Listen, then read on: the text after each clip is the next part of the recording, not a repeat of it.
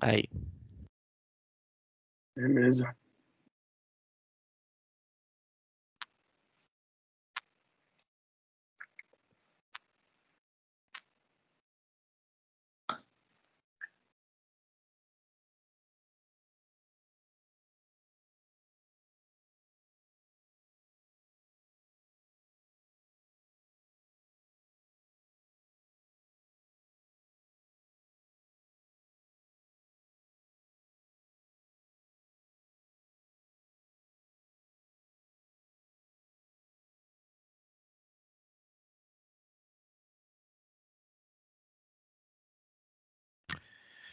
Bom, gente, sejam todos bem-vindos.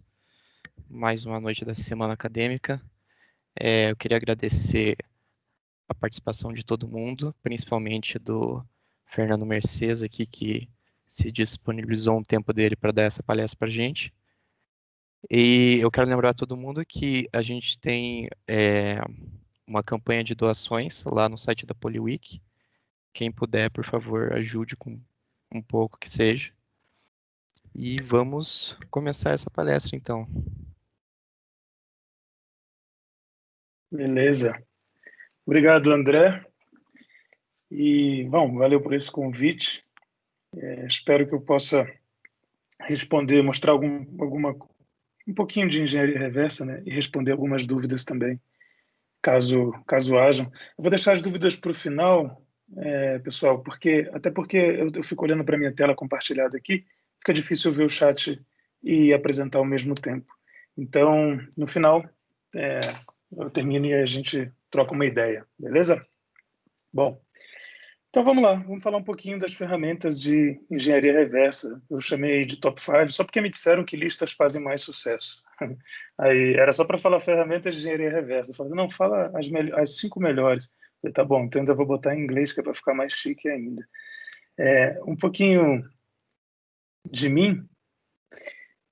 Esse aqui sou eu, né, Ruemai, um comandinho do Linux. Não sei quem gosta de Linux aí, mas quem não gosta precisa gostar, é importante. Eu hoje trabalho como pesquisador de ameaças na Trend Micro, né, o nome, se falar bonito. Aqui no Brasil a gente chama de Trend Micro mesmo. É uma empresa que a gente pode dizer que é uma empresa de antivírus, né? Produz softwares antivírus e coisas do tipo. E eu sigo escrevendo, né? Gosto muito de gerar conteúdo, então escrevo bastante, muitos artigos, assim, já perdi as contas de quantas coisas eu já escrevi, apostila, livro, um monte de coisa, desde 2007 pelo menos, mas na verdade, no Mente Binária, né, que é hoje uma ONG, uma instituição sem fins lucrativos, na real, que eu dirijo, tem uma equipe incrível lá. Programo também. Não sou um desenvolvedor profissional, altamente profissional, não é meu trabalho do dia a dia, mas tenho alguns códigos lá no github.com, né, /Mercedes. Naturalmente, todos com bugs. Se vocês olharem o código, vocês vão ver que tem muitos erros. Eu peço que corrijam, por favor, pelo menos me apontem os erros. E, recentemente, eu fui promovido por mim mesmo a inventor, porque eu criei um algoritmo de detecção de malware para Linux, e a empresa que eu trabalho resolveu patentear e tal, e usar esse algoritmo, liberar, enfim, fazer todo o trabalho que empresas fazem com as coisas que a gente, com as ideias que a gente tem, né? Então, eu acabei ganhando esse título aí. Mas, assim, isso é coisa minha, né? Na verdade, ninguém me deu. Qualquer um que invente qualquer coisa pode ser chamado de inventor também. E aí estão os links, os blogs, né, os textos que a gente publicou sobre esse algoritmo, chama Telfhash. Uma coisa que aconteceu recente, eu gosto de falar porque é algo feliz na minha carreira.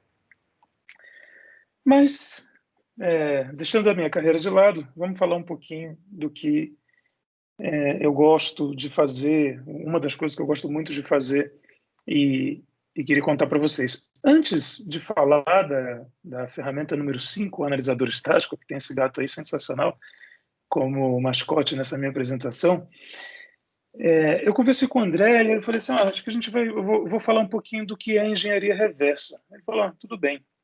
Então, o que eu vou fazer? Eu sei que a tela sumiu aí, não se assustem, foi de propósito, porque eu quero colocar mostrar um pouquinho assim, só o básico, né, para quem nunca trabalhou com engenharia reversa, nunca fez algo nesse sentido, o que seria engenharia reversa. É que eu estou no Windows e só engenharia reversa é uma técnica lógica, né, que você pode utilizar em qualquer sistema operacional, inclusive em hardware, né, não é só de software.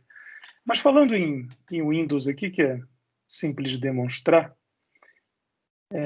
vocês, eu não sei qual a faixa etária de vocês, mas provavelmente, se vocês forem muito novos, vocês não vão lembrar desses comandinhos, dessas coisas aqui, né? Isso daí era típico de quem usava um sistema operacional chamado MS-DOS. Não sei se vocês estão ligados, mas é um sistema operacional multitarefa que basicamente é uma tela preta. Mas é muito legal mesmo. Aliás, tem um filme chamado, quem gostar de história, Piratas do Silício. The Pirates of Silicon Valley, que é incrível sobre esse assunto. Conta a história da Microsoft, deles roubando barra inventando o MS-DOS, a Apple junto, a IBM, uma maneira. Mas, desculpe, eu sou meio prolixo, mas vamos lá. Aqui eu tenho um executável, né? Que eu fiz aqui tá vendo? Chama download.exe. A gente sabe que .exe é um programa, né? Se der 2 cliques, ele vai rodar. E nesse caso aqui, ele é um programa que ele faz... Eu nem lembro, vou dar 2... Ah, tá. Ele mostra uma mensagem de teste, dá OK e sai. OK. Só isso que ele faz. Eu fiz esse programa para apresentar uma outra coisa em outro momento, mas não importa agora. Sabemos que é um .exe. Poderia ser qualquer outro, né? Poderia ser esse aqui, um .exe. Esse aqui é um atalho que aponta para lá, poderia ser ele. Mas, enfim, esse é um .exe qualquer. A engenharia reversa é o seguinte: imagina que você não tem o código-fonte desse programa, como é um caso aqui. Na verdade, o código está até aqui, né? Porque foi eu que fiz, mas vamos apagá-lo.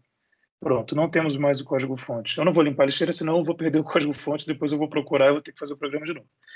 Mas, se você não tiver o código-fonte, você precisa fazer alguma alteração ou entender como ele funciona. Como é que você faz? É para isso que serve a engenharia reversa de código, né? Então, imagina que você quer mudar esse texto. Nossa, o meu programa ele diz esse texto aqui, teste. Eu não quero mais esse texto, eu quero outro. E agora, se eu não tenho código-fonte? Imagino que todos vocês estejam começando, ou começaram, ou já são experientes em programação. Se tiver o código-fonte, é fácil. Eu altero lá no código-fonte a mensagem que esse programa mostra e recompilo, né? E se eu não tiver, o que eu faço? Não sei se vocês estão respondendo no chat, tá? As minhas perguntas são meio retóricas, mas eu não estou vendo. Se quiserem responder também, conversar, tá tudo bem. Então, o que eu faço? Né?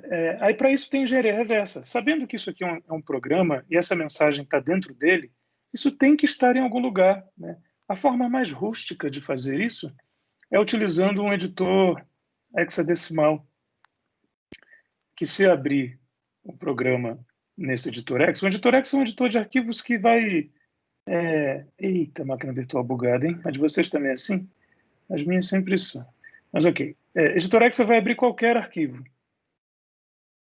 Inclusive quando funciona, né? Peraí. Eu acho que ele já está até aqui na minha listinha.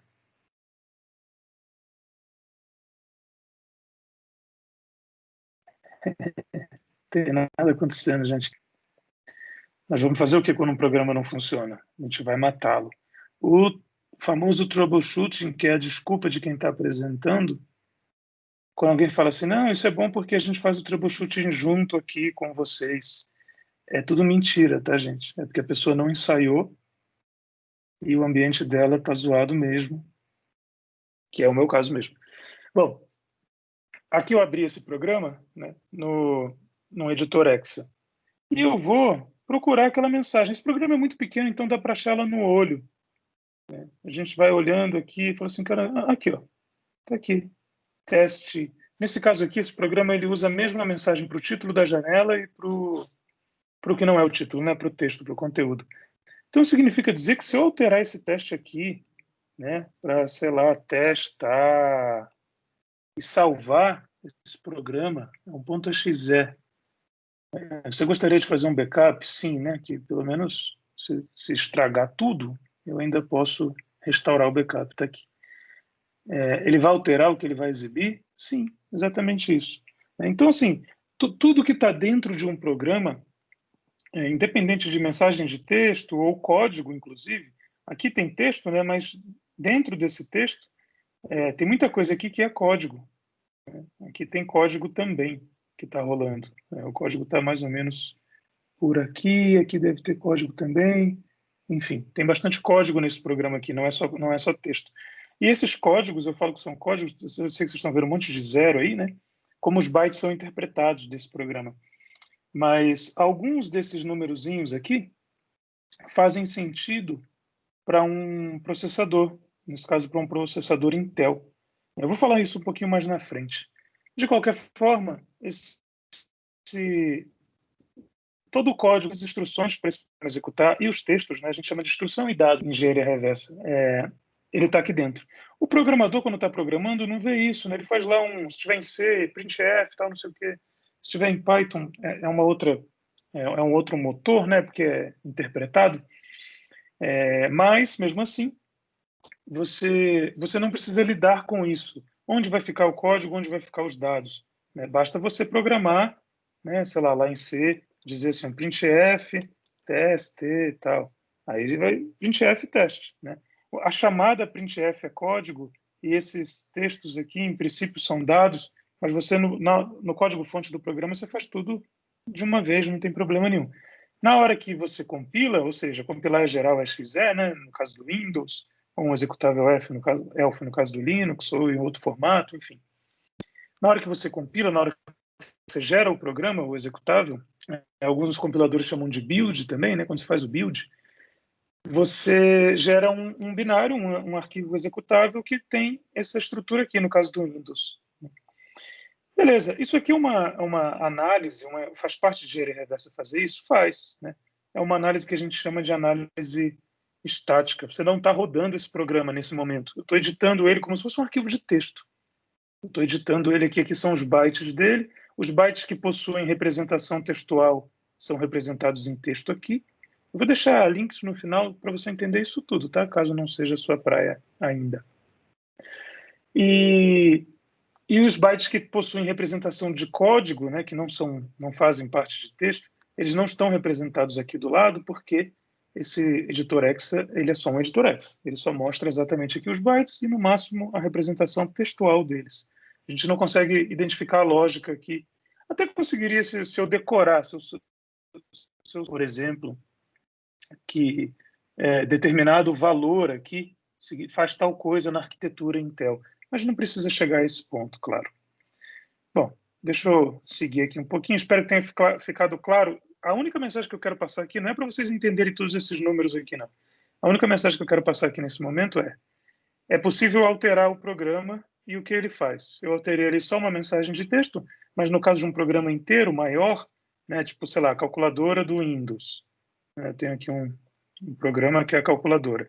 Aqui, se eu quiser colocar aqui um botão para raiz cúbica, porque não tem, seria possível? Sim, seria possível. Seria fácil? Não, eu não consideraria fácil, mas é possível, mesmo sem ter o código-fonte da calculadora. Essa é a ideia. Engenharia reversa de código, você entende como o programa funciona, você pode só entender, se você só quiser entender, ou você pode alterar também. No caso de análise de malware, que é uma aplicação da engenharia reversa e é uma profissão também, você só precisa entender normalmente, você não precisa alterar o que o malware faz, só precisa entender. Imagina que isso aqui fosse um vírus, um malware, as empresas te pagam para você entender o que ele faz, dizer o que ele faz, olhar ele por dentro e falar, faz tal coisa, tal coisa, tal coisa. Esse vírus faz isso.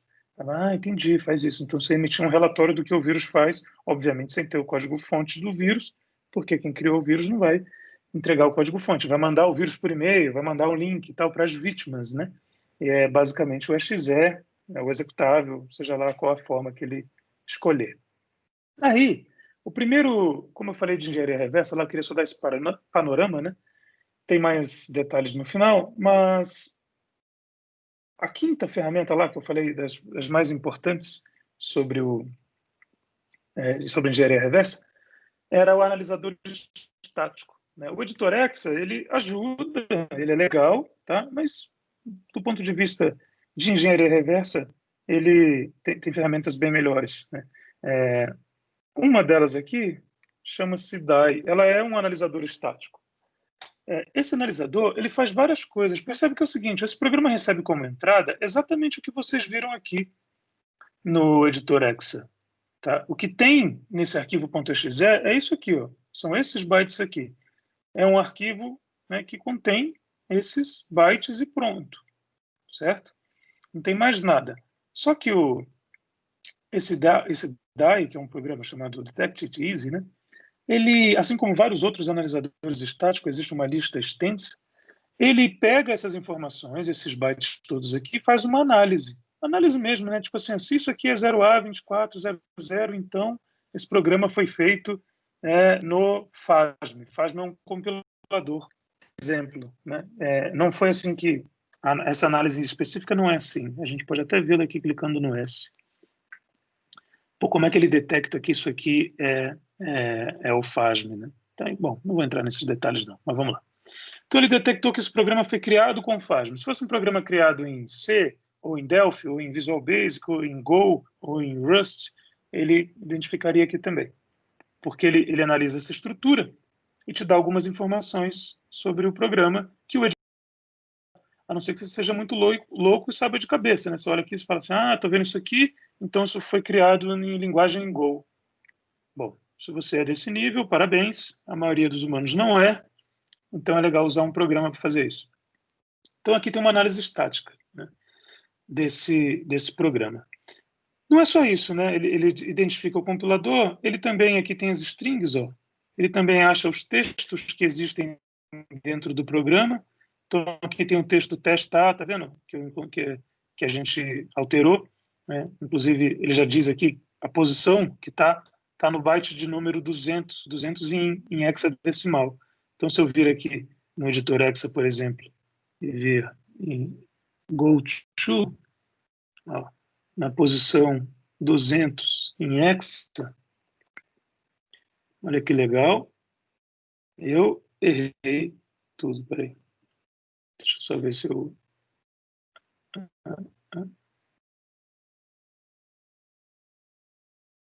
É isso, peraí.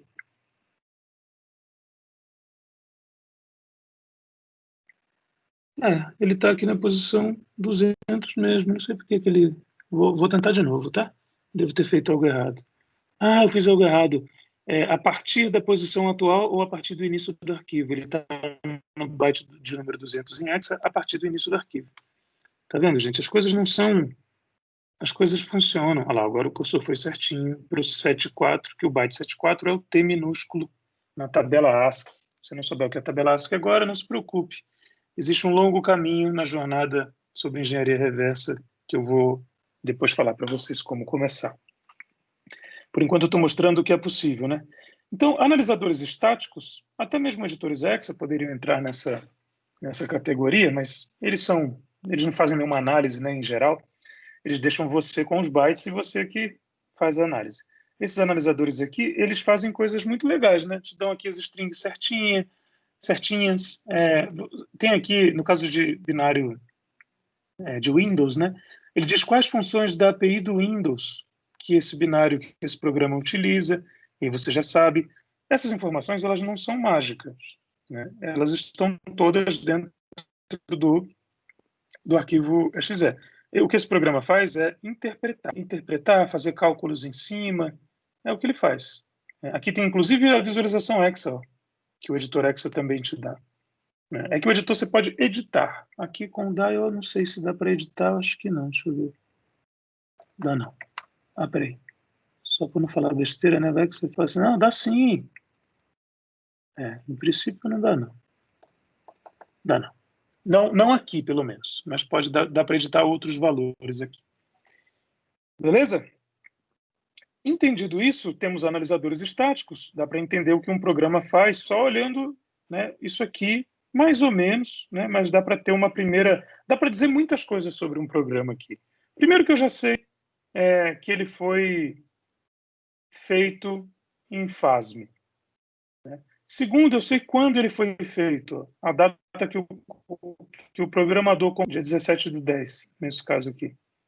Eu sei que funções da API eles usam. Sei várias coisas sobre o programa sem rodá-lo, só abrindo o arquivo num analisador estático. Muito legal, né? Beleza. Agora a gente vai voltar aqui no slide para eu mostrar para vocês a ferramenta número 4, né, de um mais importante nesse top 5 que eu criei especialmente para esse momento. Então, temos um analisador estático, né? Para quem curte eletrônica, elétrica, isso é energia estática, é muito legal, um dos mistérios aí da área. Bom, depois do analisador estático, nós temos ele, o famigerado, temido disassembler. Porque uma coisa é você ler os bytes em ordem, assim, simplesmente olhar os bytes e falar, nossa, isso aqui talvez faça isso aqui talvez faça aquilo.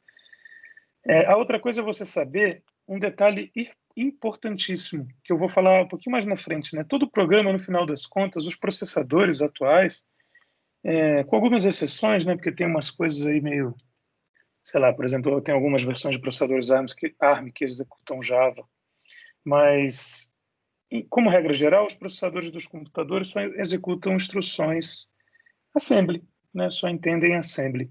Então, eles precisam desses bytes sendo colocados nos barramentos de código. Talvez você já tenha estudado isso nas bases da computação, né? Organização de computadores ou coisas do tipo. E eles precisam desses bytes, né, de instrução, e eles reconhecem, né? E assembly é uma linguagem de programação onde o programador, sabendo a arquitetura para o qual o processador ele tá programando, né? Ele diz o que o programa deve fazer e compila, né? Mas também, quando você gera um programa feito em C, por exemplo, o que o compilador vai gerar é um programa com instruções assembly, mesmo que você tenha escrito em C. É que você pode, assim, ó, no final das contas, você tem aqui um programa que vai ser uma série de instruções em assembly para o processador, né? São instruções ali que o processador vai executar. Aí você pode escrever isso em várias formas, linguagens de baixo nível, de médio nível, que é mais ou menos chamado C e tal, C++, o que você quiser, assembly, inclusive, você pode escrever e vai passar por um compilador que vai gerar esse .exe, por exemplo, que tem ali os bytes que significam as instruções assembly para o processador. Vou mostrar isso com mais calma no debugger, quando a gente chegar lá, né? E número 3, a gente tem o descompilador. Bom, eu falei aqui do disassembler, e agora eu vou falar do descompilador, e eu preciso mostrar as diferenças. Então, eu vou voltar para a minha área de trabalho aqui, que tem o Windows, né? Perdão aí pelo vai e volta, mas não tem muito jeito, preciso fazer isso mesmo. E eu vou mostrar aqui o disassembler, né? Aqui, o próprio DAI tem um disassembler integrado. Eu não sei quão bom ele é, mas ele existe. Não é aqui, é aqui, aqui. Ó, quando a gente vê o binário aqui, a gente tem aqui as seções. Tá vendo? Essa é a seção normalmente, um executável é dividido. Imagina que ele fosse assim uma cômoda com várias gavetinhas, né? Então ele é dividido em seções. Cada seção é uma gaveta. Teoricamente, em cada uma delas vai ter um tipo de coisa. Aqui tem seção de texto, ó, o que na verdade é código, leia código, e dados são dados em geral, inclusive texto. Eu sei que é um pouco confuso, mas no futuro dá para entender assim um pouquinho mais. E ele tem aqui, se eu fizer aqui esse hex, eu posso dizer que eu quero me deem um minuto, porque essa versão do DAI é nova e não é fácil eu me perder às vezes. Peraí. Ah, tá aqui, desasme. É esse botãozinho que eu queria. Pronto. Então aqui eu tenho o seguinte, ó, esses bytes aqui, E80B0000, significam isso aqui em assembly, call e um endereço. Isso significa que esses bytes que estão aqui em algum lugar, se a gente procurar aqui esse E8, a gente vai ter que encontrar, né? Vou até buscar aqui, você pode buscar aqui no editor X, só para garantir. Find, vou pedir para achar valores hexa, E8. Aqui, ó, é 80B0000, depois 75, 73, tá vendo?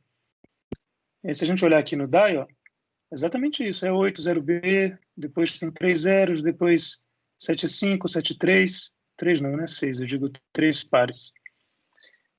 Isso aqui são as instruções para o processador. Esse programa aqui ele tem uma tabelinha que diz, ó, essa sequência aqui significa isso, essa sequência aqui significa isso. O editor você não tem, por isso ele te mostra os bytes e pronto. Isso aqui só faz sentido para processadores Intel, né, porque esse programa é compilado para essa arquitetura.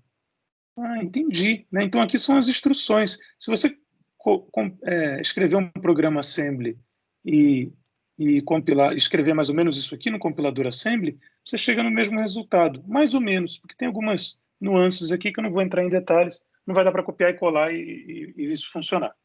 Mas, de qualquer forma, isso aqui é o disassembly. E você já pode, o assembly é estudável, né? Você pode pegar o manual da Intel e estudar, ou qualquer outro livro. E você vai saber o que faz a instrução call, o que faz a instrução JNE, o que faz a instrução JB. São comandos da linguagem. Uma vez estudados, você entende o que esse programa faz, sem ter o código-fonte, bastando ver o disassembler dele aqui. Né? É chamado de disassembly, ou seja, pegou-se os bytes aqui, né, e mostrou-se as instruções assembly relativas a eles. É assim que, muitos casos, é necessário debugar, né, depurar algum código que a gente não tenha o código-fonte. Então, essa é uma maneira, né, que é bastante interessante, certo? Basta que você saiba assembly. Bom, claro que isso não é uma coisa que você aprende da noite para o dia. Precisa de um investimento, mas é um investimento possível, completamente possível. Né? E a ideia aqui é provar que essa área é legal, tem muita coisa para fazer, para aprender, mas é super possível. Depois do disassembler, que eu botei aqui no como 4, né? Vem o decompiler. O que o decompiler faz? O processo é o mesmo, ele tem aqueles bytes lá, ele pode gerar o assembly referente aos bytes do programa, mas ele também faz uma interpretação e tenta gerar o que a gente chama de pseudocódigo, que é um código mais ou menos, em geral, parecido com C, que daria o efeito, né, ele tenta reconstruir o programa num código em C. Então, você lê código-fonte em C do programa, ao invés de ler em assembly. É mais fácil de ler? É. Em compensação, a implementação disso é muito mais complicada. E, por isso, esses programas, em geral, têm muitos erros. Né? Mesmo ali eu coloquei uma brincadeirinha, né? Tem o AIDA Pro, que é um famoso, conhecido nessa função, que é pago, né? Apesar de ter uma versão freeware, mas ela não mostra o código em C. E tem o Ghidra, que é uma ferramenta mais recente, assim, open source, apesar que o AIDA continua sendo atualizado, né? Não é que o Ghidra é mais recente. Ele só foi lançado recentemente.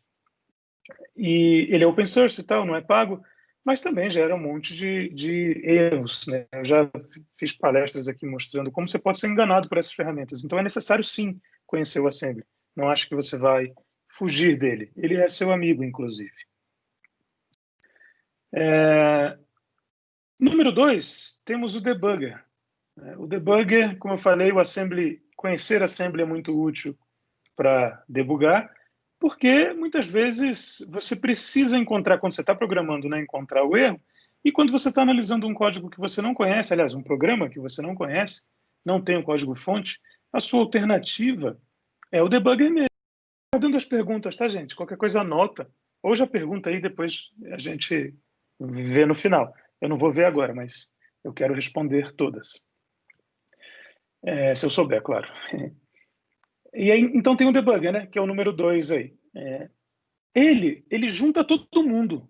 Olha que legal. Aí eu faço questão de mostrar aqui, de ir para a tela, sem medo. Sem medo aqui de nada, porque é muito importante. Ó, Eu fechei aqui o meu analisador estático, cansei de análise estática. Como é que eu saio daqui, meu Deus? Aqui, aqui. Fechei, vou fechar o meu Hexa também. E vou abrir esse cara num debugger. Agora o assunto ficou sério. Por quê? Olha que tela bonita. Vocês precisam que eu aumente a fonte, será? Eu não vou ler, né, o que vocês estão falando, mas eu vou aumentar a fonte porque me veio esse estalo. Preciso lembrar onde é. Aparência. Aqui, nossa, o número 8 é complicado, hein? Aí força a amizade, né? Vamos lá, 10. Podia ter um jeitinho mais rápido, né? Pelo menos um 10zinho. Pronto, 10zinho para todo mundo. Bom, não sei quanto se melhorou, espero que tenha melhorado alguma coisa. Mas, de qualquer forma, isso aqui é um debugger, né? Ele abriu a mesma coisa, a mesma tripa de dados que o editor Hexa, a mesma tripa de dados que o analisador estático, né? Que é o DAI que eu usei. O editor Hexa que eu usei é o Hex Workshop. Veinho, coitado, não usem. Tem outros mais novos, quem quiser depois trocar ideia. É a mesma coisa, só que ele faz muitas outras interpretações, né? Por exemplo, aqui tal, é 8, 0B, né, aqueles mesmos bytes. E ele diz que é uma call. Até aí, o DAI também dizia, né? Só que você percebeu que ele já veio direto para a primeira instrução a ser executada do programa. E você viu que aquele é 8, 0B, essa tripa de bytes, que ela não está no início do arquivo, né? Ela está meio que lá no meio, né? Ele sabe disso, e ele já vem aqui, ele sabe que isso aqui é código e já vem para cá. Né? Ele sabe que essa instrução call é uma instrução que desvia o fluxo. Ou seja, ela chama uma função. Se você parar o mouse aqui em cima, aliás, se você der um enter aqui, ele já te leva para onde essa função, o código dessa função. Se você apertar o menos, ele volta. Então ele tem uma estrutura de navegação aqui. Né? E permite você também executar linha a linha o código. Eu posso fazer aqui um step over. Tá? Eu não vou fazer isso aqui agora nesse programa, mas eu consigo executar aqui linha a linha, fazer cada coisa que esse programa precisa fazer, cada coisa que esse programa está fazendo. Ó, executei a load library, deixei isso rolar. Aí ele está executando mais uma instrução aqui que move o conteúdo do registrador EX para o registrador EBX. Não se preocupem se vocês não sabem que ainda, também é um processo de aprendizagem, tem muitos materiais que eu vou compartilhar que fazem isso de uma maneira gradual. Eu estou só mostrando aqui para vocês o que é possível com esse programa. Né? Então agora ele veio para cá, aí vai chamar getProcAddress, aí vai chamar um texto. Aqui eu consigo fazer outras coisas. Por exemplo, eu estou vendo que isso aqui, ó, e eu sei, aí eu não vou explicar agora por que eu sei, mas eu sei que aqui ele está justamente pegando o endereço do texto que vai ser colocado, né, na mensagem e o endereço do título também da mensagem. Então, se eu quiser alterar, por exemplo, só um deles, eu posso vir aqui, aí são comandos que a gente aprende usando o debugger, e eu altero isso aqui para o texto que eu quiser. Olha que legal. Olha que legal. Ó. O texto que eu quiser. Só preciso terminar com 0 por um detalhe importante. Aqui. Né? E dessa forma aqui, ó, ele vai agora o texto que eu quiser. Né? Aliás, eu alterei aqui os dois. Né? Se eu quisesse alterar um deles, eu teria que escrever um outro texto aqui. É possível também, claro, né? Escrever um outro texto aqui. Bom, vamos lá, vamos pegar essa posição aqui, ó, que está mais bonitinha. E vou escrever aqui outro texto. Certo? Nem preciso terminar com 0, porque já tem um monte de 0 ali no final. E eu só preciso passar esse endereço aqui, 1060, ao invés de 40.000. 40.10.60. Olha lá, ele já faz outro texto. Eu posso, inclusive, impedir que essa função seja executado. Eu falo, não quero nada na tela. É uma particularidade minha. Mas tudo bem, vamos supor que eu queira. Né? Olha lá, o que ele mostrou aqui na tela. O texto é outro texto. O controle é total meu, certo? Depois disso, o que esse programa vai fazer aqui, ele vai colocar EBX e tal. Ele vai chamar aqui de novo getProcAddress. Ok, muito bom. Depois eu vou colocar 0 e vai chamar aqui uma função que é, bom, que tá errado, que vai fazer alguma coisa, vai sair, sei lá. Mas, de qualquer forma, eu controlo o que o programa faz. Né? Se eu quiser que ele não... Ó, eu posso reiniciar ele aqui no debugger. Ó. Ele junta, né? Você está vendo? Eu tenho o editor X aqui, se eu quiser. Eu tenho o disassembler aqui. Eu tenho visões aqui que são específicas de debugger, né? Aqui que a gente tem o que a gente chama de stack, a pilha de memória. Aqui a gente tem os registradores. E a gente faz o que quiser com ele. O programa vai fazer aqui e tal. Aí depois disso, agora começaria a chamada. Aqui é a chamada para message box, né? A função que mostra de fato alguma coisa na tela. E eu não vou deixar ele chamar, por exemplo. Não quero que ele chame. Tem várias maneiras de eu fazer isso, né? Eu posso simplesmente pular. Ó. Eu venho aqui, faço aqui, ó, nova origem aqui. Tchau. Pronto. Estou seguindo a execução do programa sem chamar a message box. Não chamou, não apareceu nada aqui. Né? E assim vai. Eu faço qualquer coisa aqui. Agora o controle do programa é meu. Eu vejo o que ele faz. Se eu quiser mudar coisas, mudar os textos, mudar inclusive a função que está sendo chamada, ao invés de message bop, eu quero message beep. Eu quero ouvir um beep. Posso fazer também. Né? O controle do programa é tudo meu. E esse programa aqui ele é muito pequeno. Ele tem muito pouco código. Mas isso também é verdade para programas maiores. É que eu não quis... Programas de complexidade aumenta. E tem muitos outros assuntos, muitas outras coisas aí que a gente precisa olhar. Bom, deixa eu só fazer uma coisa aqui, gente. Um minutinho, porque eu acabei de perceber que o meu negócio não está carregando. E, obviamente, a gente não quer que o computador desligue, né? Agora está carregando. Beleza.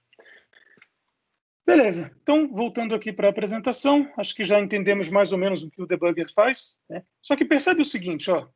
Vou mostrar para vocês vou perguntar algumas coisas, né? Por exemplo, o que é isso aqui? Last error. O que é esse last status? O que é GS? O que é ES? O que é FS? Entende? Por que isso aqui eu tenho o número 5 e eu posso mudar para 4, 3, 2, 1? O que eu estou mudando aqui? O que será que eu estou mudando? Se eu vier aqui, opções, preferências, se eu apertar isso aqui, ó, System Breakpoint, o que acontece? E aqui, DLL Load, se eu vir aqui, design, e botar aqui, isso aqui. Entende? Por que eu estou falando isso? É muito comum você ver pessoas usando debuggers, por exemplo, ou qualquer outro programa, reversa, inclusive o DAI, né? Ele também, né? Ele tem um monte de opção aqui. Aqui, ó. O que será que esses botões fazem? Memory Map. O que isso significa? E essas seções aqui? Se o programa tem... por que está tudo duplicado aqui? É um problema isso? É um bug? O que é isso? Isso aqui, RVA, Relative Virtual Address, File Offsets. Qual a diferença deles três, né? Entende? Várias opçõezinhas, várias coisas assim, que você não vai achar nem manual. Você está vendo algum help aqui, ó?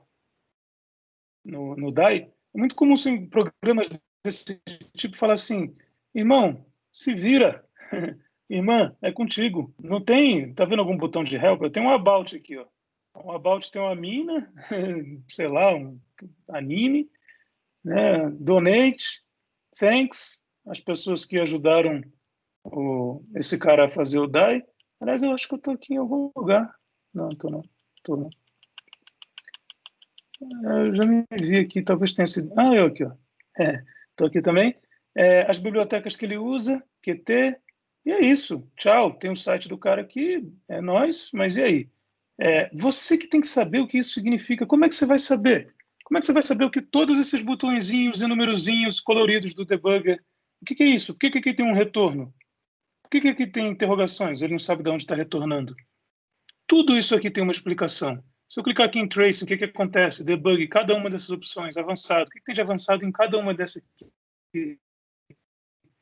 Você tem noção de saber tudo, exatamente tudo que o programa está aqui, ó, cada um dessas abas aqui, ó, Watch, Locals, Struct, para que serve, como usar cada uma dessas aqui, Memory Map, Callstack, SH, Script, símbolos, fonte, referências, threads, handles, muita coisa. Se quiserem perguntar alguma coisa, podem perguntar. Mas, assim, tem muita coisa, né? Isso eu quis mostrar para vocês, até o Editorex tem um monte de coisa. Por que eu estou falando isso? Né? É para assustar vocês? Não, é lógico que não. Eu estou falando isso pelo seguinte. Eu vou recompartilhar aqui a minha apresentação. Não sei se é... Peraí. Deixa eu só confirmar aqui a apresentação que está aparecendo aí.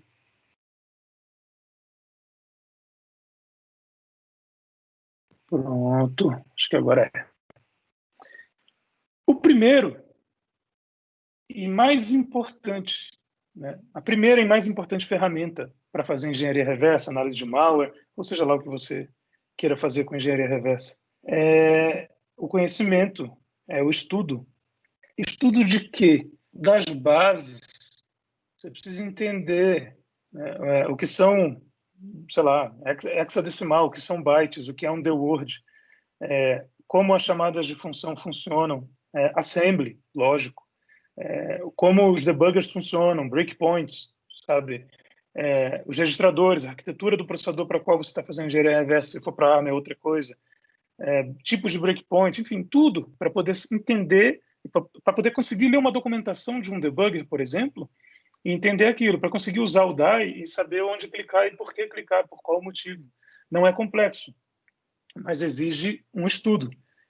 Essa é a ferramenta mais importante, porque as outras ferramentas, elas mudam invariavelmente, elas mudam de repente, vem versões novas, alguém inventa uma ferramenta melhor, você mesmo pode fazer a sua, mas o importante é que você tenha o conhecimento necessário para entendê-las, até para fazê-las, se for necessário, ou para modificá-las a seu gosto. Muitas são open source, e talvez você precise de um recurso que elas não têm, você precisa colocar. Então tem um monte de coisa para ser estudado aí. E aí que eu vou colocar alguns itens. O primeiro, e extremamente importante, claro, é a programação. A programação não se resume a você fazer um sistema que calcule a média de 3 alunos, sei lá, como é que você já estudou programação. Mas você precisa entender, de fato, como um computador funciona. Quem vai te dar essa noção não é uma linguagem de alto nível mesmo. Ela é importante, porque você vai precisar automatizar coisas e você precisa da lógica de programação na sua cabeça, lógico. Então, estudar Python, se você quiser estudar Java, C Sharp, sei lá, o que você quiser, beleza. Uma linguagem de alto nível, escolhe uma aí, ou pega o que a faculdade, o que o professor for ensinar, e vai embora. Você vai precisar da lógica. Agora, essas três, elas são necessárias para qualquer profissional de segurança, na minha humilde opinião. Programação em C, e como C tem muitas nuances que têm a ver com a plataforma, você vai precisar programar em mais de uma plataforma, eu recomendo Windows e Linux, porque são os mais famosos. Se você quiser também, não, mas eu quero programar em C no FreeBSD, ótimo, mas pelo menos Windows e Linux é importante você saber. Então você vai precisar saber os dois sistemas operacionais também. Fala, cara, também vou precisar saber os sistemas operacionais? Também. Aí eu preciso levantar VMs, né, esses sistemas operacionais em máquina virtual. Então também vou ter que entender um pouquinho o básico de virtualização? Também, com certeza. Com certeza. Não acha que segurança é fácil. Segurança é uma aplicação de quase todas as outras. Então você tem que saber programar, você tem que saber redes, tem que saber um monte de coisa. Um monte. Se prepara para estudar bastante. Só que tem a recompensa. É muito legal. Vocês sabem que é legal. Né? Quem tem contato aí com segurança sabe que é legal. Shell Script para Linux, você vai precisar automatizar muitas coisas, então já começa. E Python, né, também, porque é uma linguagem que é extremamente popular e tem um monte de biblioteca, você vai fatalmente utilizar isso no seu dia a dia com segurança. Mas você precisa daquela outra lá de cima lá, né? Você está em primeiro não é à toa, é muito importante. Pelo menos para engenharia reversa, análise de malware, e também, acho que para análise de vulnerabilidade, coisas do tipo, é importante que você saiba assim. Senão você vai ficar sem saber o que é uma struct, por exemplo. sabe? Como ela se comporta em memória, coisas que a linguagem de alto nível abstraem para você, tipo Python ou Shell Script, né? Elas são importantes, mas por outro viés, certo? Lembra de, se tiver pergunta, anotar ou fazer no chat que depois a gente vê. Redes. Se tratando de malware, galera, o malware ele tem servidores, né, tem IP, endereços IP que ele fala, tem domínios que ele se conecta por vários protocolos, e você precisa entender o que está acontecendo, de fato, né? Senão você não vai saber nenhum VPN, né? Ou se um controlador de um malware utiliza SSH para acessar um servidor, tudo isso precisa. É um nível de rede super avançado, assim, você tem que tirar uma certificação de redes incrível? Não, mas um teste que eu costumo fazer com redes é assim, vocês já viram no Windows a galera configurando na rede local, né?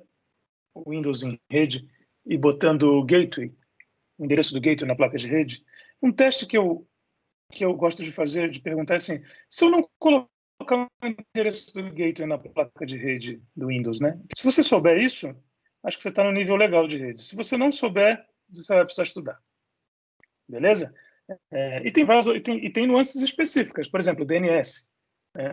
Tem malware que utiliza os tipos de registro, né, TXT do DNS, ou os AAAA, 4As, para se comunicar. Entende? Precisa entender sobre isso. HTTP, nossa, tem que ser o tempo inteiro, né?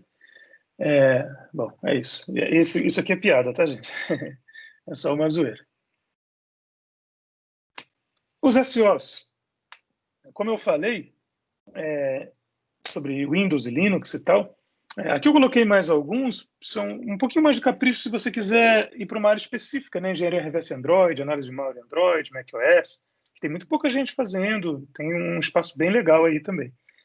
Mas, pelo menos o Windows e Linux, né, é estritamente necessário. Mas saber mesmo como usa, hein? Não é da ALS no Linux e dir no Windows. Tá? Se o seu computador dá pau e você não sabe resolver, se atenta. Você tem que estudar bases de sistema operacional para entender o que está acontecendo. Porque não existe esse pau. As coisas elas têm explicação. Essa brincadeira de que informática é da coisa que não tem explicação não vale para profissional de segurança. O profissional de segurança tem que saber o que está acontecendo. Mesmo. Mesmo. Se um programa para de responder, sabe, no Windows, quando fala assim, esse programa não está respondendo, o que é isso? Você está fazendo alguma pergunta para ele não responder? O que está acontecendo? Tem uma explicação, né? Se uma thread não responde por mais de 5 segundos, ela entra naquele estado. O processo entra no estado de não estar respondendo no Windows. E o que é uma thread? O que ela não está respondendo? Tem uma função, né, que fica rodando em loop, né, pegando as mensagens. Enfim, tem explicações. Né? Um processo zumbi no Windows, no Linux, um PID de um processo, enfim, tem muitos detalhes aí que você vai precisar sim estudar administração de sistemas Windows e Linux. Do contrário, a sua segurança vai ser sempre superficial, o conhecimento em segurança. Não se engane. Ou se engane e tente também. É uma dica que eu dou, mas enfim, você não precisa acreditar em mim, né? Uma outra coisa importante é ter foco. Gente, o que mais tem nesse planeta, depois que hacker se tornou um termo, enfim, que tem série no Netflix, filme, é comunidade hacker, perfis hacker, grupos hacker. Igual na minha época tinha CD-ROM hacker, né? Ferramentas hacker. Um monte de gente junta, a maioria com esse perfil aí do Vingador lá, o V de Vingança, com os nick muito doido, falando abobrinha, só, né? Postando meme, falando que vai invadir não sei quem, rodando ferramentas, infectando a própria máquina, tomando vírus, fazendo uma lambança. Mas não é pouco não, hein? É tipo muito, são milhares de grupos com milhares de pessoas. Não tem um hacker ali, em geral. Não tem um, sabe? Não tem absolutamente nada a ver com hacking, nem com segurança de verdade. Invadi um Facebook, invadi um Instagram, dei leak nos dados de uma empresa, alguém invasou os dados de uma empresa X de um banco. Você encontrou uns dados na internet. O que tem a ver isso com saber tudo isso aqui que eu falei? Isso aqui, absolutamente nada, né? Isso é o que a gente chamava na época de script kiddie ou lamer, que hoje em dia é o que a mídia chama de hacker. Esqueçam isso. Ou tentem viver felizes também, não tem problema. Mas vocês podem ter certeza que os empregos, o que as empresas querem, são pessoas sérias, com estudo, que saibam o que está acontecendo, mesmo. E não nicks com perfis, vestido de preto e, sei lá, né, capuz. Você pode andar do jeito que você quiser, não tem problema se quiser andar de preto com capuz, está tudo certo. Mas ou você sabe o que está acontecendo e sabe, tem os conhecimentos necessários para analisar até para ser criminoso, porque obviamente eu não quero que ninguém aqui se torne, precisaria se conhecer e ser bom, entende? Porque assim, os empregos estão lá. Tem hoje em dia, o Brasil tem 14 milhões de desempregados, só para vocês terem uma noção, em média, né? O último relatório de uma empresa chamada Ice Square, ela falou que tem mais ou menos uns 4 milhões de vagas em cibersegurança abertas no mundo. Então tem as pessoas, e tem um monte de gente querendo trabalhar, entende? Por que não consegue? Porque na entrevista não acontece nada. Na entrevista, esses pseudo-hackers chegam lá e não sabem o que está acontecendo. Muitos desses não sabem nem escrever direito. Não se enganem com isso. Eu sou hacker. Como regra geral, se tem a palavra hacker, sai fora. Entendeu? Eu uso essa regra geral. Bom, falei a beça aqui, mas vou dar alguns recursos, alguns caminhos, né? O Mente Binária é uma NPO, ou seja, uma instituição non-profit organization, né? No Brasil acho que não tem essa sigla, mas enfim, é uma instituição sem fins lucrativos, onde o nosso intuito é ensinar segurança de maneira séria, ensinar tudo o que precisa saber mesmo. Não é frufru, venha ser hacker. Não vai ser hacker. É sério, né? A gente tem, eu chamei de RSRC, que é uma abreviação de recursos, né, em inglês, Resources. A gente tem esses treinamentos, está vendo aí, 7 treinamentos. Análise de malware, programação em jogos, programação de jogos, né? Um curso de engenharia reversa, um curso de exploração de binários, um curso de Ghidra, que é uma ferramenta, um decompiler, um curso de programação em C e um curso de Python. Todos gratuitos. Todos do zero, todos lá no nosso portal. Você tem acesso a todo o conteúdo, aí tem um fórum para tirar dúvida, não sei o quê. A gente tem todas as coisas, redes sociais, essas coisas e tal. Que são coisas necessárias para informar as pessoas que a gente existe.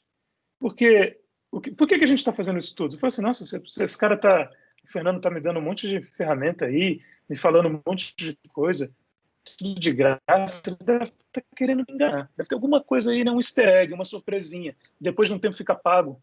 Não é isso, não. É que é o seguinte, o mercado de segurança entrou num colapso. Tem muita vaga, tem muita gente querendo trabalhar, só que as pessoas não têm o conhecimento necessário. O que eu estou tentando fazer, e a nossa equipe no Mente Binária, é que esse colapso seja atenuado, que seja reduzido, ou que ele não exploda de maneira catastrófica no Brasil. Eu estou atuando por isso. É por isso que a gente está investindo em informação gratuita. A gente vive de doações, né? Se você quiser, se você puder doar, pode doar mensalmente lá 10, 20, 30 reais, 40, 50 reais, tem umas vantagens lá para quem doar. Quem não puder doar ou não quiser, não doe. Simplesmente consuma o conteúdo inteiro e é nóis. Eu não vou nem saber que você fez isso. A gente está atuando assim, e a gente só perde essas doações, claro, porque manter toda essa estrutura e equipe tem custos, para que essa catástrofe não aconteça, né? A gente está atuando por isso.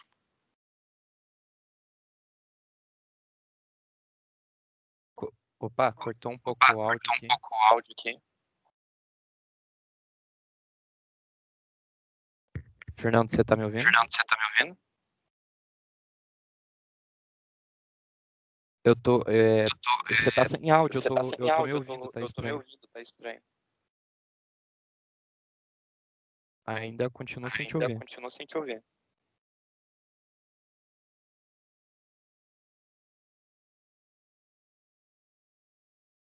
Tranquilo, tranquilo.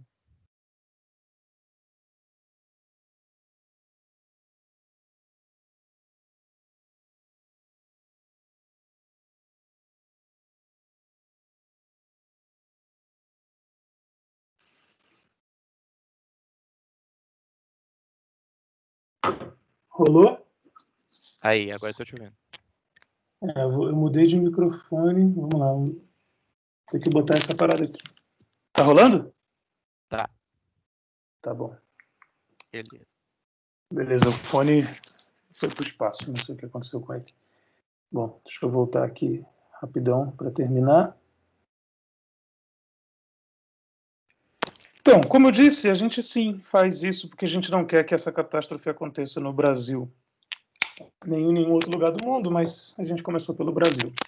Então, sim, você vai encontrar um monte de conteúdo lá, né, para isso. Claro, a faculdade é essencial, mas isso aqui pode ser bastante complementar se você quiser, de fato, atuar na área de segurança, sei lá, de um jeito que a gente acha legal. Vocês estão ouvindo de mim, eu não sou a referência de segurança, né, que existe, suprassumo, de nada disso, mas estamos aí. Assim, tô aí na área há alguns anos, e pode ser que alguma coisa que eu falei vocês aproveitem. E obrigado. Eu não sei porque que eu usei a imagem do Rubinho Barrichello aqui, enfim. Bom, espero que eu não seja processado por isso. Agora eu consigo parar aqui e responder a vocês. O site é menteb.in, tá, gente? Quem quiser. A primeira mensagem que eu vi é hackearam o mic dele. Provável, né? Bom, vamos lá, vamos às perguntas então. Tudo bem, André? A gente partir para as perguntas? Sim, claro. Então tá bom. Eu mesmo vejo aqui no site, posso ver e ir respondendo? Tem uma que ficou para trás aqui para a gente começar. O Christian falou que ele pretende seguir principalmente na área de pentest. O que seria o ideal para ele se aprofundar? Entendi. Pentest em geral envolve muito rede, né? Que você vai via rede tentar invadir uma máquina que você está autorizado a fazer e tal. Então, redes é essencial, sem dúvida. Todos os protocolos principais utilizados ali você vai precisar saber. Pentest vai ter isso. A programação, principalmente a web, porque certamente você vai testar aplicações que estão expostas na web, então você precisa entender como isso funciona. O protocolo HTTP você vai ter que comer com farinha, a programação web, o assembly, essas coisas e tal, provavelmente não. Provavelmente, se você souber, é um plus, mas em princípio, acho que tem coisas mais importantes no caminho de pentest, que são a programação web, e a parte de sysadmin, saber como um serviço do Linux ou do Windows funciona, como ele sobe, como ele desce, isso é importante. A parte do assembly entraria se você for um passo além e explorar uma vulnerabilidade que você encontre, tipo buffer overflow, remotamente, coisas do tipo, que seriam em serviços. Isso é um pouquinho menos comum do que vulnerabilidades em aplicações web. As vulnerabilidades em aplicações web são mais comuns. E aí você não precisa chegar nesse nível. Você explora na própria aplicação web. Então, é interessante saber programar web para web muito bem, eu recomendaria. E a parte de rede, muito bem também. E a parte de SEO, assim, conceitos e usos, permissões, coisas mais práticas do SEO, dos dois. Quer dizer, pelo menos dois, né? Windows e Linux, eu diria.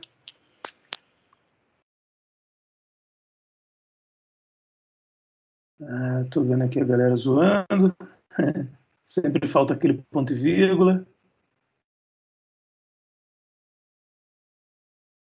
André, você quer pegar ou quer que eu leia? As perguntas vão estar a partir do que hackear teu mic, lá por último. Tá bom, tá bom. Vi uma galera zoando aqui um plantão.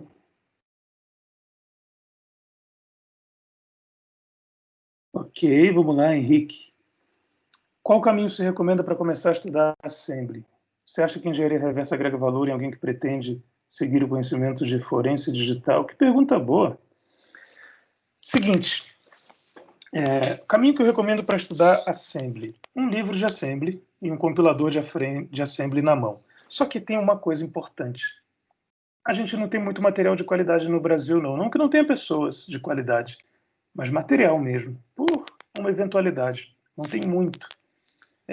Então, eu recomendaria um livro de Assembly muito legal, mas ele é em inglês. Não sei se tem um problema, mas eu vou, inclusive, pegar o nome dele aqui, porque ele é moderno, né, e ele usa compiladores modernos e coisas mais modernas para entender. Se não tiver problema para você, vale a pena. Ele chama, só um minutinho, Mastering Assembly Programming, de Alexei, blá blá blá. Vou escrever aqui no chat, tá? Mastering Assembly Programming. Esse é um livro muito legal, mas está em inglês. Se você quiser pegar do zero um básico ali, ó, eu recomendo, antes de Assembly, né, você entender um pouquinho do mentb.in/0. Fazer esse curso aqui que está no YouTube. Ele tem várias aulas, é de graça. Acesse isso daí, é nosso lá, eu que dou esse curso, mas você não vai, você nem fazer cadastro, você só vai lá e começa a assistir. Ele tem uma introdução do Assembly em algum momento do módulo, tá? No final lá. E é uma introdução leve e depois você pode partir para um texto. Eu recomendaria um livro mesmo, tipo esse que eu falei, né? Tem um em português que é um pouco difícil de achar, mas é do Bruno. É esse mesmo, tá? Eu vi que alguém perguntou ali. É esse mesmo, Alexi. Assembly Mazagão, é isso? É que eu vou encontrar. Tem um que eu acho bastante interessante. Só que você vai ter que procurar meio que em sebo, assim, eu acho. Porque eu acho que ele está um pouco esgotado. Ele serve como um primeiro passo. Porque ele ensina Assembly 16 bits, que a gente não usa mais. Só que ele te dá uma fundamentação muito legal, entendeu? Mesmo sendo em 16 bits. Depois você pega um outro livro que vá para 32. Não tem problema. Não acha errado só porque ele ensina um Assembly 16. É esse carinha aqui, ó. Esse é em português. Deixa eu ver se esse link, né, não está errado. Está certo, né? Editora. Oxe, deu busca vazia aqui. Bom, mas busca Assembly aí no site dessa editora. Nossa, não tem. Então você vai ter que procurar no sebo mesmo. Tá vendo? É o que eu estou falando. Não é simples encontrar essas coisas. Mesmo. Bom, não é simples. O autor é Augusto Manzano. Dá uma olhada. Ele tem um canal no YouTube. Fala com ele lá, pergunta a ele. Deixa eu dar o link do canal dele aqui. Tá aqui. Esse é o link do canal. Esse é o autor do livro. Pergunta a ele lá onde é que acha o livro. Eu não sei. Mas esse é um livro em português. Tá. A segunda parte da sua pergunta, né? Para forense, com certeza. Com certeza. Você vai encontrar, pega um dump de memória de uma máquina, tem um executável rodando, o que você faz com ele? Engenharia reversa. Sacou? Vamos ver mais perguntas aqui. Vocês estão vendo minha cara aqui? Então, né? Tá certinho. Tá bom. O pentest já foi, o Henrique foi o que eu falei agora. O João, VMware ou VirtualBox, né? O VirtualBox é de graça, né? O VMware você tem que pagar. Quando eu, depois que trabalhei e consegui dinheiro para comprar software, eu comprei o VMware. Mas antes dele, sempre usei VirtualBox. Acho que não tem problema começar com ele e usá-lo de boa, bem tranquilo. Então, manda ver com VirtualBox e vai que vai. Sobre preferência, gente, é importante. Eu recomendo que vocês não entrem em debates do que é melhor. Nunca. Porque, assim, eu acho que não existe isso, sabe? Linux ou Windows, VI ou Emacs, Windows 10 ou... Sabe? Como assim o que é melhor? Melhor para quem? Né? É muito mais legal você usar tudo que existe, entendeu? usa tudo que existe. Se você for fazer um pentest no Windows, você sabe o Windows. Se você for fazer um pentest no Linux, você sabe o Windows. Se você for fazer uma engenharia reversa numa máquina que te deram e ela é VMware, você sabe VMware, você sabe VirtualBox. Vai nos dois, saca? E escolhe um para usar no dia a dia, beleza, mas esquece esse negócio de quem é melhor, sabe? Não é legal. Eu nem estou falando que você está fazendo isso, tá, João? Só que a sua pergunta, como ela tem uma dualidade, ela me lembrou sobre esse assunto, né, de entrar em debates, que não é o que você está fazendo, não. Mas pode ser que, sabe, a galera no boteco fica falando, isso aqui é melhor que aquilo, é muito melhor, é muito melhor. Melhor para quem? Entendeu? Usa, saiba todos, e é nóis. André, não saquei aqui o que rolou. Cauã, pergunta meio boba, mas o programa Cheat Engine... Ah, sei qual é, Cheat Engine. É considerado engenharia reversa? Com certeza.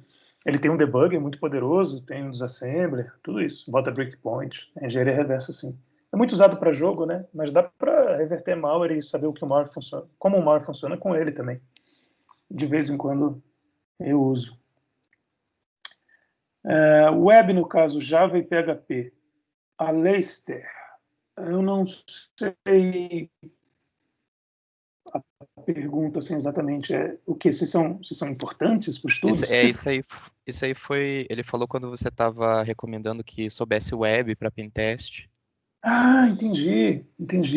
Sim, com certeza. Ambos, esses dois são bem importantes, né? Muitas aplicações escritas em Java, aquele problema de deserialização em Java, tem muito material sobre isso. E PHP, todas as outras, né? Com certeza. Aqui é o André. Se alguém quiser fazer o seu microfone. Beleza. Se quiser abrir. O André que postou o nome do autor. Show. Lucas, primeiramente, muito obrigado. De nada. O Radar 2 cai em qual categoria de software para engenharia reversa? Ele é um framework. E quando a galera chama alguma coisa de framework, é porque tem várias ferramentas que fazem várias. Então, o Radar 2 ele tem um disassembler, ele tem um debugger, como você comentou, ele tem um editor Exa, ele tem um monte de coisa, entendeu? Ele é uma suíte de ferramentas para engenharia reversa, que tem várias daquelas. Deve ter as 5 que eu mencionei, né? Quer dizer, uma delas é conhecimento, mas as outras que eu mencionei, ele deve ter todas dentro. Cada um, tanto que ele divide as coisas em comandos, né? R2 DASM, R2D, se não me engano, que é o debugger, enfim. Segunda coisa, seria um comentário acerca da carência de profissionais qualificados. Uma opinião pessoal, não se dá apenas a falta de cursos disponíveis. No mercado de segurança não costuma abrir vagas e oportunidades para entry level. A meu ver, em particular, para absorver realmente essas práticas, é necessária a interação diária. Algum comentário acerca da sua opinião? Foi mal pela wall of text. Que legal. De boa, cara. Fica tranquilo com o tamanho. Tá tudo certo. E que bom que você está seguindo o Mente Binária lá. Obrigado pela pergunta. Eu tenho um comentário, sim. Você tem razão. O mercado não dá muita opção para entry level, né, para quem está começando na área de segurança. Mas eu vou ter que te dizer por quê. Porque não existe começar na área de segurança. Não existe você começar pela área de segurança. A área de segurança ela é uma aplicação de conhecimentos de programação, SEO, redes, né, e talvez mais. Então você não começa por ela. Qualquer um que comece por ela está fadado a uma vida muito difícil. Não se começa por segurança. É como se você fosse fazer um curso de cirurgia neurológica, entendeu? Não se começa por aí. Se começa por um curso de medicina, né? E depois você se especializa. Segurança ela é uma especialização de algo. É por isso que não existe vaga para entry level. O que seria um entry level de segurança? Uma pessoa que não sabe usar o Linux. Essa pessoa é um entry level em Linux, em sysadmin, não é em segurança. Entende? Por isso é necessário. O o estudo. O que aconteceu, a história de por que o negócio chegou assim, ao meu ver, muitas pessoas fizeram muitas ferramentas que, com um clique, 2 cliques, você consegue hackear, invadir alguma coisa. A galera que não sabe absolutamente nada começou a usar. As empresas começaram a se preocupar e começaram a ter que montar áreas de segurança. Ninguém tinha preparo para isso do ponto de vista educacional, em nenhum lugar do mundo, nem no Brasil. E foi necessário que muitas vagas de profissionais de segurança sejam preenchidas, profissionais esses que não existem ainda. Né? E aí pronto, né? Com o passar do tempo, criou-se o colapso. Então, o entry-level, eu acho que você não vai conseguir. Existe até assim, júnior em segurança, mas ele não pode ser júnior em tecnologia. Essa pessoa, esse candidato, não pode ser júnior em Linux, júnior em redes, júnior em programação. Ele tem que ser júnior em segurança, ou seja, tem que saber rede, programação e SOS. E aí, em segurança, é júnior. Aí tudo bem.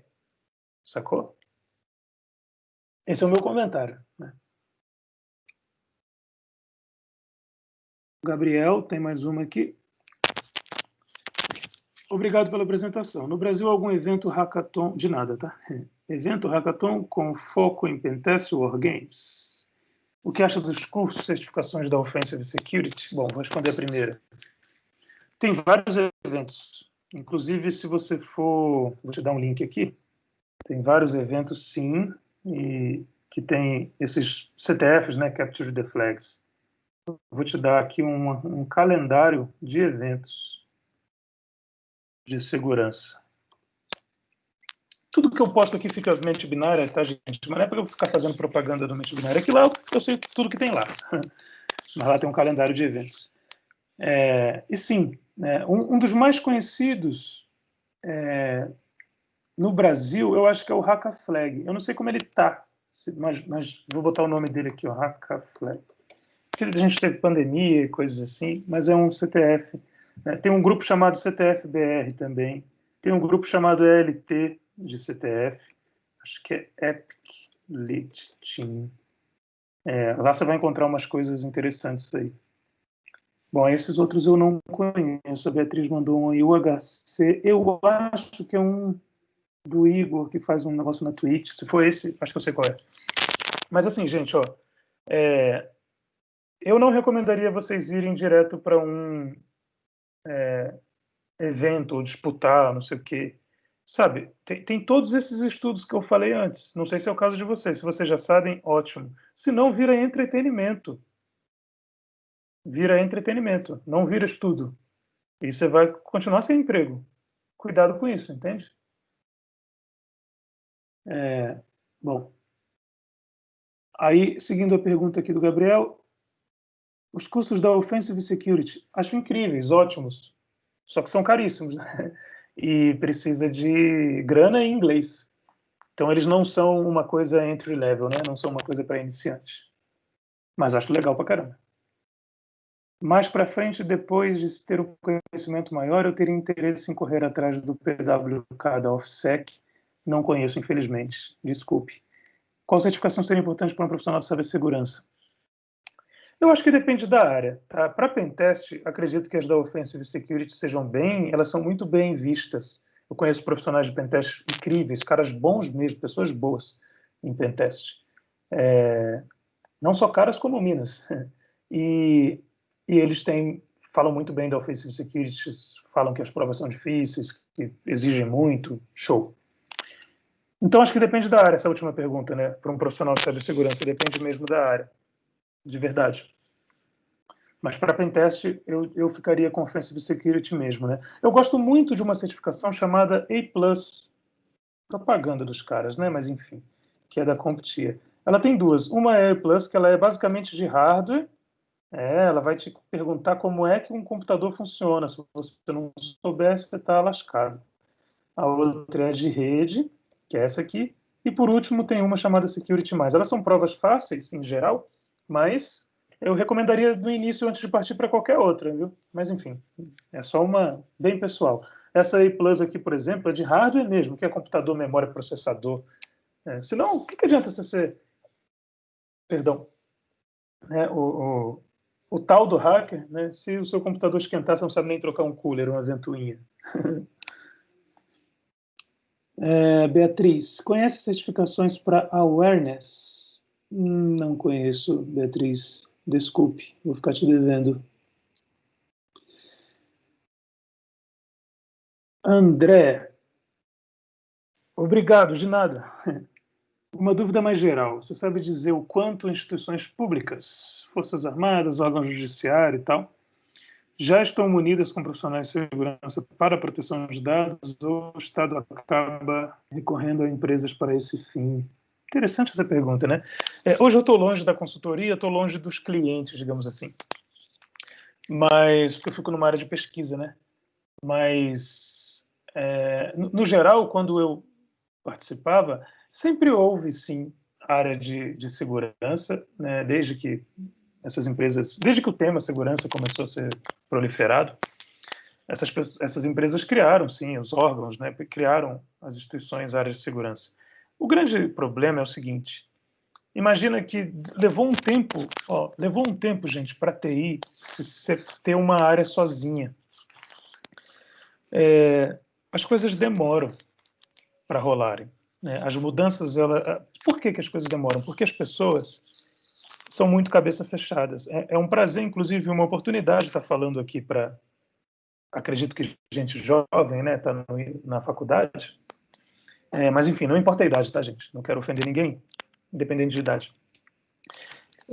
Porque eu tenho realmente uma esperança de que haja mentes mais abertas. Porque quando vem a mudança, as pessoas são resistentes a ela. Sabe, eu não sei se vocês pegavam um táxi antes de existir esses serviços de transporte, né, tipo Uber e similares, mas quando surgiu, né, Uber, a galera começou a querer bater nos motoristas, tacar fogo nos carros. O que é isso? Mudança, medo da mudança. Só que o medo da mudança ele é infundado, porque você não sabe como vai ser se mudar. Você só tem um medo da mudança. O Bruno falou, queimando torres 5G. Pois é, você tem um medo da mudança e você age a partir do medo. Isso é muito cego, né? Então, o que rolou? Com a tecnologia, inclusive, né? A informática ela ficava numa área muito da telefonia, né? Houve até um momento de transição onde foi chamada de telemática. Antes os CPDs ficavam junto com os PABX, os equipamentos telefônicos na época em empresa. Demorou a se separar. Quando se separou e ganhou vida própria, eu lembro que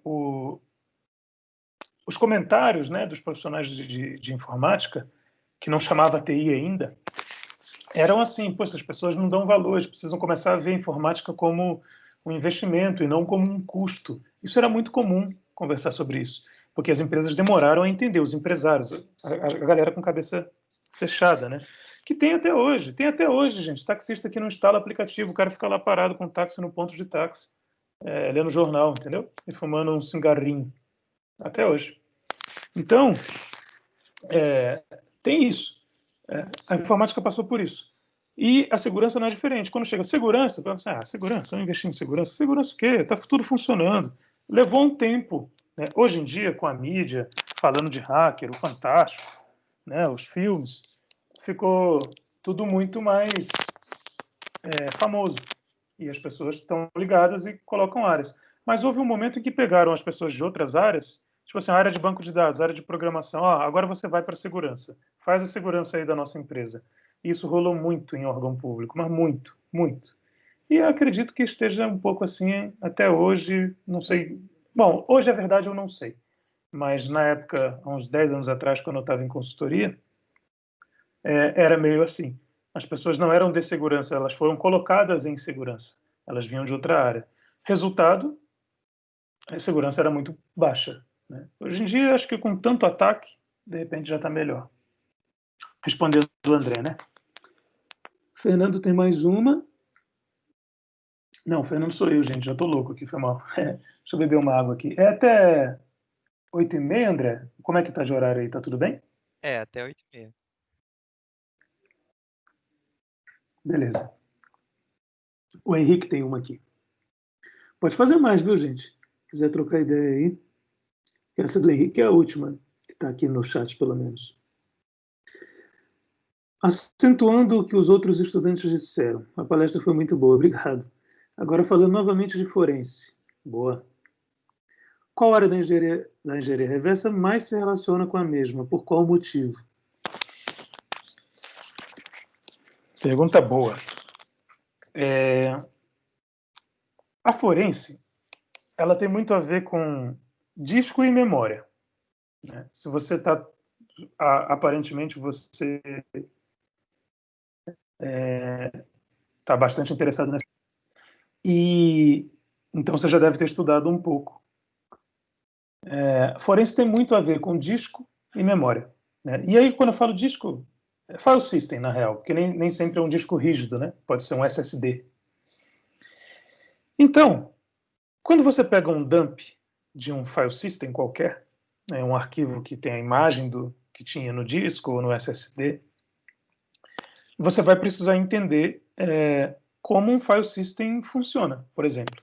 Aí tem bastante programação, né, e bastante testes, certo? Editor Exa, coisas do tipo, que são importantes para você entender. Blocos, fragmentação, um monte de assuntos que, inclusive, aquela CompTIA a mais que eu falei lá, ela ajuda, porque ela, mesmo que você não faça certificação, o estudo dela tem bastante coisa sobre isso. No campo de memória, tem muitas questões de SO, né, de sistemas operacionais, para entender layout de memória.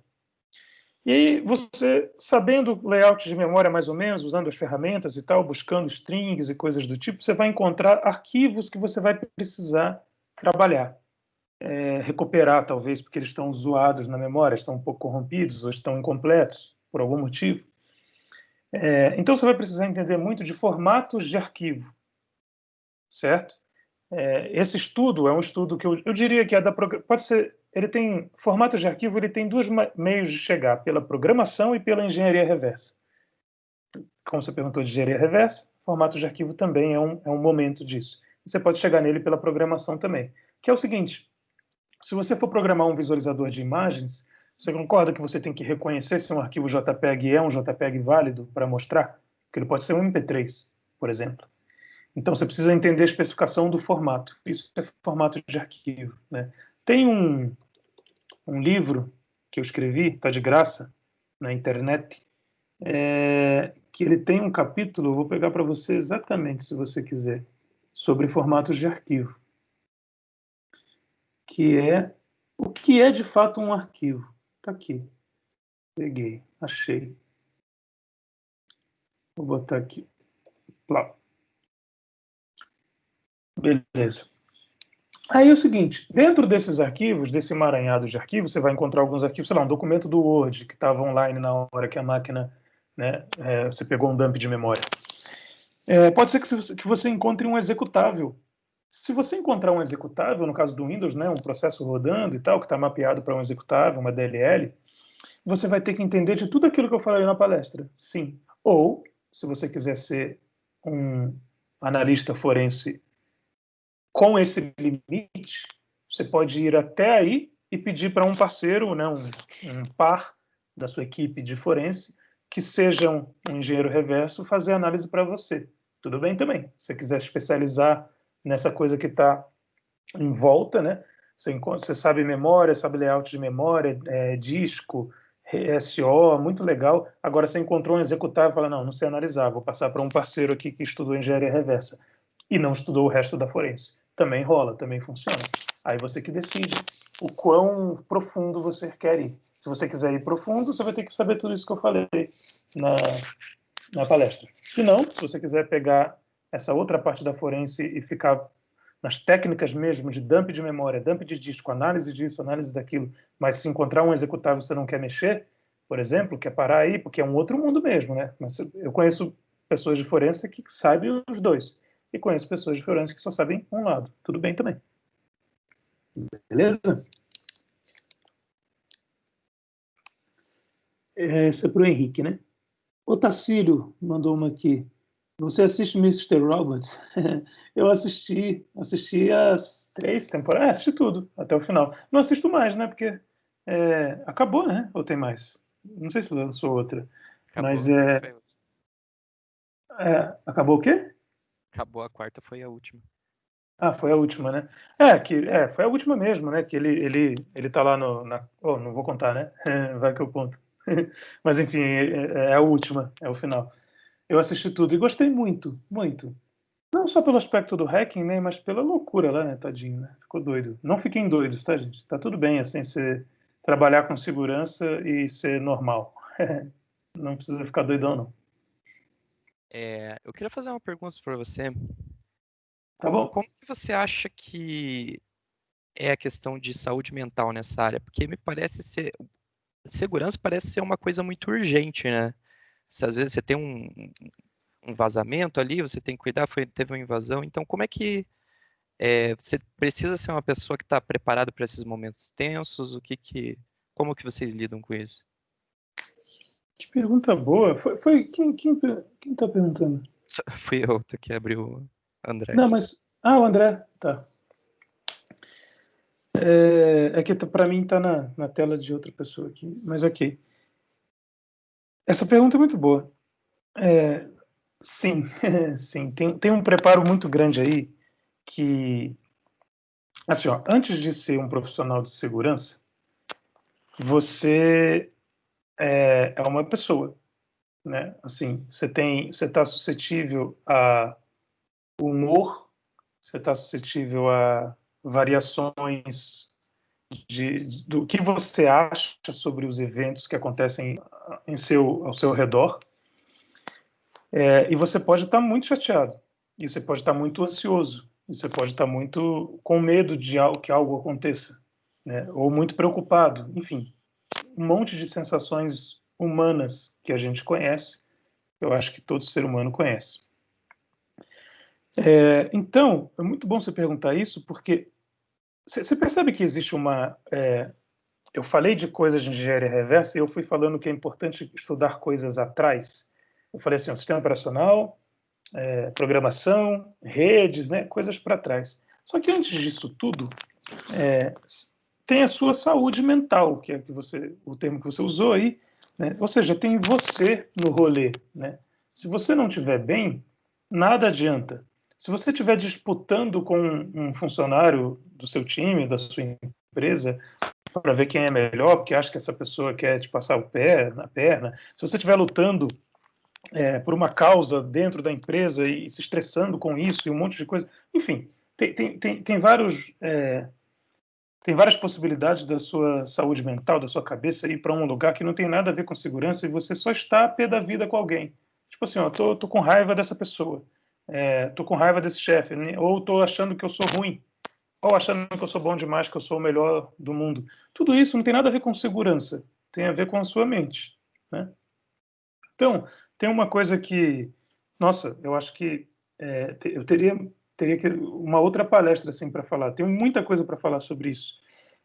Mas existe uma regra geral, assim, né, que eu acho, que é o seguinte: as pessoas elas são livres para fazer, pensar e falar o que elas quiserem. Não significa que elas estão certas ou erradas, não estou falando isso. Mas elas são livres para falar qualquer coisa. E você é livre para não se incomodar, entende? Então, se um chefe chega e fala uma coisa, tipo assim, você é incompetente. Cara, se o teu chefe te chamar de jarra de suco, você provavelmente vai rir. Por que você vai rir? Porque você tem certeza que não é uma jarra de suco. Mas se ele te chamar de incompetente, pode ser que você fique com raiva. Por que você vai ficar com raiva? Você precisa ter certeza que você não é. Ninguém é. Ninguém é. A pessoa pode ter estudado uma coisa mais ou menos. Não tem nada a ver com incompetência. Não existe isso. Existe quanto você dedicou numa coisa. Se você olhar sei lá, pergunta, uma vez o Oscar Schmidt, do basquete, não sei quem lembra aí, quem conhece, ele retrucou porque o apelido dele era Mão Santa, né? E ele falou assim, cara, Mão Santa é o caramba, eu treino 8 horas, 9 horas, sei lá quantas horas ele falou, por dia, há não sei quantos anos. Minha mão não é santa, minha mão é treinada para acertar a bola na cesta. Né? Então não tem a ver com talento, competência, tem a ver com treino, tem a ver com motivação. A pessoa que quer fazer aquilo e faz. Logo, se alguém falar alguma coisa sobre você, ou te trouxer um evento urgente, tipo assim, ó, a empresa está sendo invadida, a casa caiu, é urgente, é essencial, é fundamental que você resolva isso. Pensa o que vai significar esse evento daqui a 5 anos. Dá um zoom out na Via Láctea. Dentro de um planeta com quase 8 bilhões de humanos, dentro de um hall de quase, sei lá, de 300 mil espécies. Tem uma espécie humana com 7, quase 8 bilhões de espécimes, onde um deles está dizendo o que é importante. Será? Entende? Dentro de um planeta, né? No meio de outros 8, dentro de uma galáxia, no meio de outras milhões. Tem uma pessoa que está falando, isso aqui é a coisa mais importante da sua vida. Será? Entendeu? Dá um zoom out nisso aí. Será que essa pessoa sabe o que é importante mesmo em todo o contexto universal? Acho complicado. Então, eu acho legal a gente fazer essas reflexões, né? Tem um podcast que eu escuto, muito legal, chamado, vou botar o nome dele aqui, chama Não Dá para Desouvir, que é de uma escola que eu estudo e sou professor nessa escola. Eu não dou aula, mas faço uma coisa que a gente chama de professoria, que é uma escola que estuda a mente mesmo, para a gente entender como isso funciona, porque o que o mundo conta para a gente sobre as coisas que a gente tem que ficar preocupado e tem que passar mal, sabe, tem que ficar com raiva ou pé da vida ou muito preocupado, nem sempre é verdade. A gente precisa questionar isso também, né? Se alguém está com um problema muito grande, beleza, eu estou aqui para ajudar, mas eu vou ajudar. Tem no Spotify sim, Christian. Mas eu vou ajudar estando bem ou estando preocupado? Ou me cagando de medo?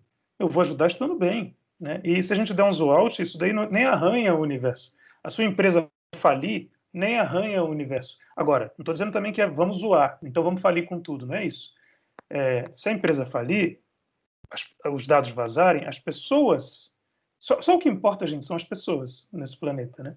As pessoas vão ficar muito chateadas e você tem uma missão, você tem um poder de, se você trabalhar direitinho, responder o incidente e tal, diminuir a chance dessas pessoas ficarem tristes, chateadas, preocupadas, perderem seus empregos e coisas do tipo. Então você tem uma função importante enquanto profissional de segurança, mas não é para você se preocupar com isso nem se achar responsável pela felicidade de ninguém. As pessoas são livres, você também. Eu acho. Isso. Justíssimo, adorei a resposta. Valeu, obrigado pela pergunta. Bom, a gente já chegou no tempo da nossa palestra aí, mas eu gostaria de fazer uma última pergunta só, Boa. que é, assim, a gente está no momento que eu sinto, eu sou novo, né, eu tenho 25, mas eu sinto que a segurança, ela está na infância ainda, justamente porque você já tinha falado antes, as pessoas não têm formação em segurança, as pessoas têm formação em computação e delas passam para segurança, né? E daí eu vejo que os certificados na área parecem ser muito importantes para você definir o que que uma pessoa é capaz de fazer, né? E daí agora a gente está nesse momento assim, aqui a gente tem a primeiro bacharelado de segurança do Brasil, a gente é a primeira turma, só que daí eu também me preocupo também. Eu acho que eu vou ter que tirar certificados, né? Porque eu não sei, qual que é a importância dos certificados? É isso que vai Uhum. definir a minha entrada no mercado? É uma boa pergunta. Olha, eu acho que você precisa ter certeza do que você sabe, você, né, primeiramente. A partir disso, o empregador ele tem várias formas de te conhecer antes de uma entrevista. Se você tem uma pegada de publicar material que você gera, né, você está escrevendo sobre ataques, ensinar é uma das coisas que mais fixa aprendizado. Nem que seja ensinar, escrever num blog pessoal, mesmo que ninguém leia, escrever corretamente e abrir isso para críticas, é uma das coisas que mais gera aprendizado. Pirâmide, que eu não lembro de quem agora, que mostra que ensinar é uma coisa muito legal sobre aprendizado. Eu posso até buscar enquanto estou falando aqui. Mas então, assim, essa o jeito que o empregador vai te conhecer antes da entrevista tem alguns jeitos. Se você publica suas coisas, né, num blog, num GitHub da vida e coisas assim, você tem tipo um portfólio, como se fosse um fotógrafo, né, que coloca no ar um site com o portfólio dele para a pessoa entrar e ver se as fotos que ele tira são boas, né, e ver se ela gosta, né, o empregador, no caso, ou quem vai te contratar. Isso já é muito legal mesmo. A certificação, eu entendo que ela foi criada pelos fabricantes, né? Na época, as certificações, antigamente, elas eram de fabricante, certificação do fabricante X, fabricante Y, elas não eram genéricas como essa da Offensive Security, CH e outras, né? Elas eram de fabricante. E elas foram criadas para que o fabricante pudesse prestar um melhor suporte, com um funcionário da empresa que fosse certificado na ferramenta e soubesse o que está acontecendo, ao invés de falar com alguém que não entende nada. Só que depois, isso abriu, né? E hoje em dia, isso está para todo o leque. Aí, dentro disso, acabei de postar a pirâmide aí, uma imagenzinha. Dentro disso, o nome, tá? Só para falar o nome aqui. Pirâmide de William Glasser. Deve ter sido ele que fez, né? Dentro disso,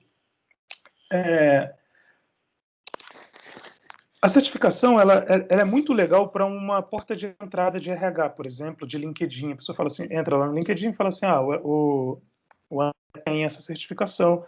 Nossa, que legal, eu confio nessa entidade certificadora, ela é boa. Cara, eu sei que o mínimo aqui, né, essa pessoa tem.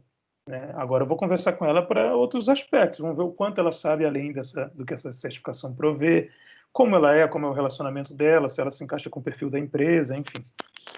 Essas coisas aí que rolam. Então, ela é uma boa porta de entrada. Agora, se você é necessário ela para trabalhar, eu não acho. Não acho necessário. Eu acho que, se você tiver condições de fazê-la, tempo e dinheiro, acho que vale a pena, porque você vai se forçar a estudar um conteúdo específico e fazendo uma boa, tipo essas da Offensive Security, né, você vai passar só se você souber mesmo. Né? Se você não souber, aí você vai ter certeza, inclusive, que sabe. Né? É uma coisa para você. Não acho necessário, mas acho que ajuda sim. Se tiver condição, faz. Eu fiz muitas certificações no início da minha carreira. Né? Depois que você já estrutura uma carreira e já está sólido na área, tem 10 anos de experiência, 15 anos de experiência, aí talvez você não precise mais. Né? Hoje em dia eu não busco certificações para fazer mais. Mas no início eu fiz muitas. Eu fiz LPI do Linux até o nível 1, 2 e 3. Fiz Microsoft um monte na época, MCSA, Microsoft System Administrator, eu acho, sei lá, Windows Server, de Windows Server, fiz um monte.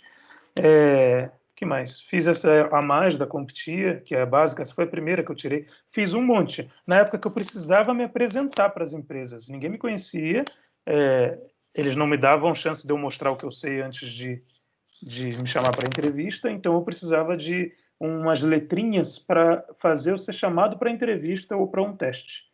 E aí, nesse teste, eu mostrava o que eu sabia e eles avaliavam se era suficiente para eles ou não. Né? Mas as letrinhas ajudam nesse filtro inicial, eu acho. Porque tem muita gente que não sabe, não tem nenhuma certificação e sabe muito mais do que muita gente com um monte de certificação. Isso não é garantia.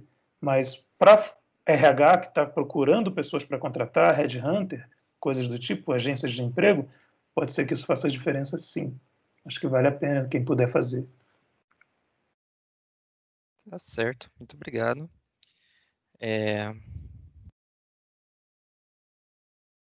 Tem mais uma perguntinha aí, mas assim, acho que a gente faz essa última e daí já encerramos. Tá bom. Nome e lista de bug bounty ajuda a ser contratado? Tá aí, viu? Coisa nova, né? Eu não sei dizer, Christian. Eu vou me colocar agora no lugar de um empregador. Se eu visse alguém que reportou uma falha com sucesso, ganhou uma grana por isso e tal, achou uma falha, reportou, acho que sim, acho que seria